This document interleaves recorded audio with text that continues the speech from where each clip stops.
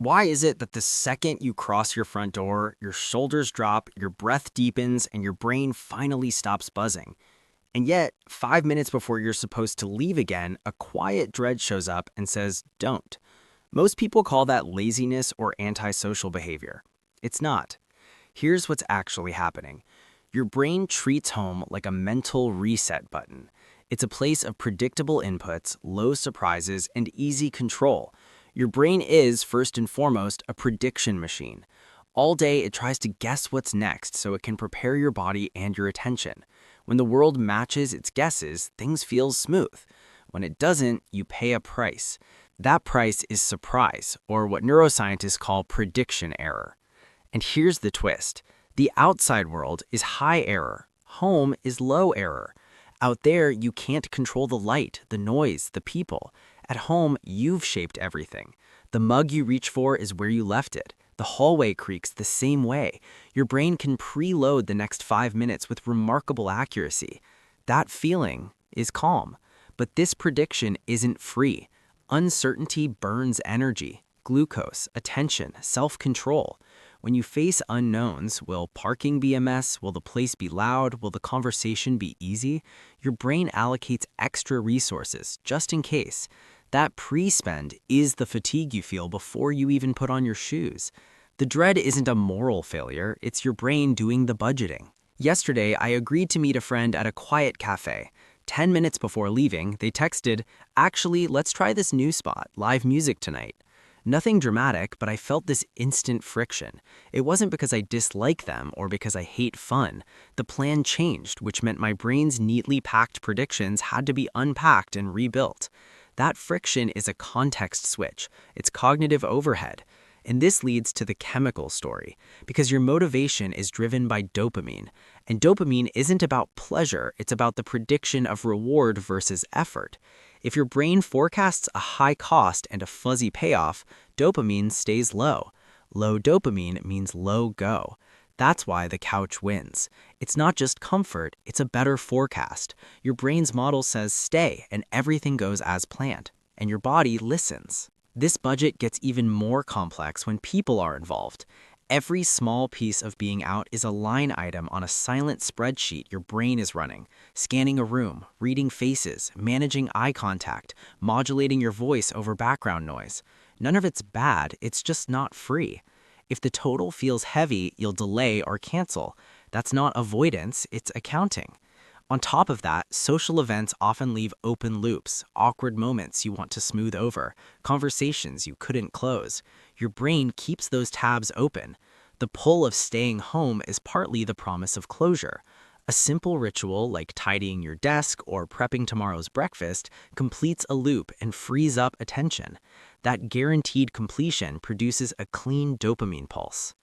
So that feeling, that last-minute resistance, is your brain's model updating in real time. I'll agree to a plan on Monday when the future is abstract, but by Friday the forecast has tightened. The commute, the unknown crowd, the late night.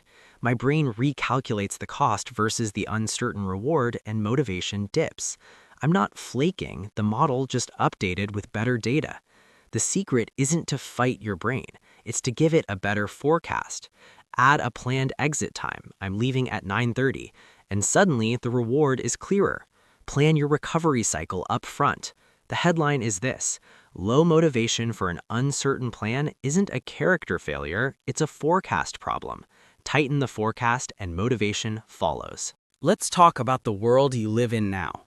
Remote work shrank your daily radius. Fewer commutes, fewer random interactions. That's a gift. You regained control of your environment, cut down on daily guesswork, and probably got more focused. But here's the mystery.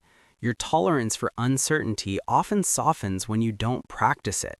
Muscles you don't use lose strength. Same with tolerance for noise, crowds, and spontaneity. The cocoon is warm, but it narrows your range. Add sensory overload to the mix. Modern spaces blast light, sound, and motion. LED panels, HVAC hum, espresso machines, horns, overlapping conversations, notifications. Your brain throws on what I call emotional camouflage, dampening feelings so you can function. And that has a cost. After an hour, you feel strangely numb and tired. Home removes the need for that camouflage. You feel like yourself again. No wonder the couch feels magnetic. Now, we should separate two things, preference and pain.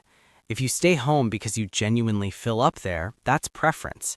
If you stay home because leaving spikes panic or shame, that leans towards social anxiety.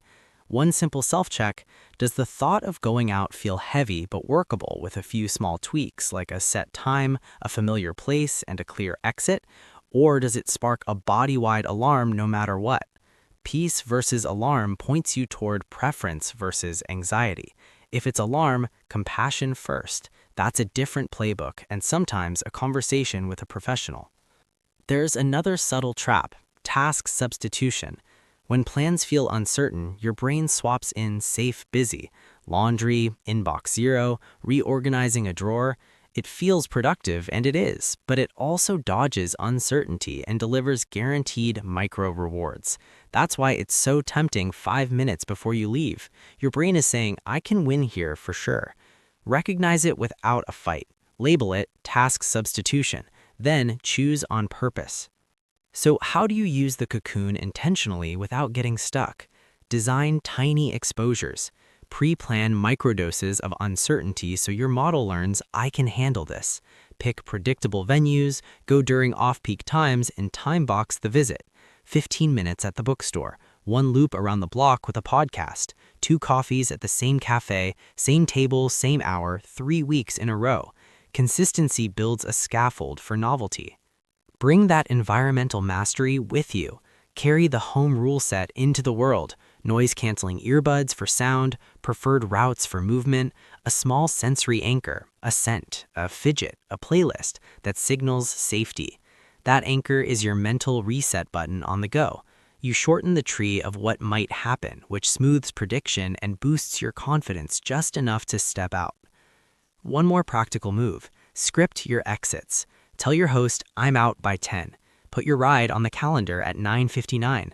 That boundary converts a foggy night into a defined arc. Your brain loves arcs. And if you want a quick test for social energy budgets, try this. Add a recovery plan to the invite. Drinks from 7 to 9, then home for tea and a book.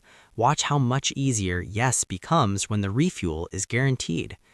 In other words, home isn't a cage and it isn't a cure-all. It's a tool. Use it to reset, not to retreat. Practice small, predictable sorties into the world. Carry your mastery with you and keep your budget honest. Here is a simple 4-step ritual you can try this week. Plan a micro outing. Pre-pack your anchor, like your earbuds or playlist. Script your exit time. Schedule a 15-minute recovery ritual after.